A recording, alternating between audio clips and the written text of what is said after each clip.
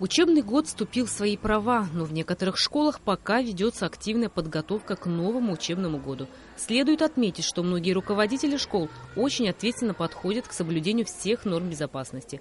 Пока в одних школах заканчивают штукатурить стены, в других пытаются решить накопившиеся проблемы. Школа была, правда, в плачевном состоянии, сейчас тоже. Я не могу сказать, что у нас все так замечательно, но решаем вопросы пока что самые такие необходимые, первоочередные. Как отметила новый руководитель школы, важно минимизировать дискомфорт для учащихся и преподавателей на время ремонта.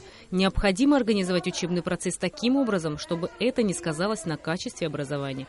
В общеобразовательной школе «Свет» более 200 учащихся. 1 первый класс, 2 вторых, 3 и 4 классы. 5 классов дошкольной подготовки. В планах открыть еще 1 класс, как дошкольной подготовки, так и специализированный класс по изучению абхазского языка. Дети находятся в школе с 9 утра и до 4 часов дня. В будущем планируем делать подготовительный класс для абхазской школы. Мы вводим сейчас разные факультативы и кружки. Кстати, на них могут записываться дети из других школ. Потом языки: английский, абхазский, логопед, психолог-дефектолог. Также у нас есть интересные кружки: краеведческий кружок, театральная студия, рисование, лепка будет. В планах много чего, будем потихонечку воплощать.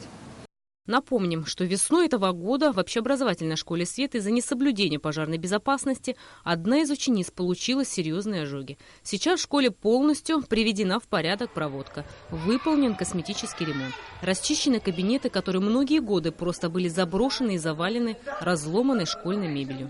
Мы сделали небольшой ремонт, начали с холла, поменяли всю проводку в первом корпусе, на первом этаже, где как раз нулевые классы сейчас располагаются. Дальше в планах идти дальше. Руководитель школы заверила, что все планы по благоустройству учебного заведения будут реализованы в ближайшее время. Рената Шакая, Астамур Гошба, Абхазское телевидение.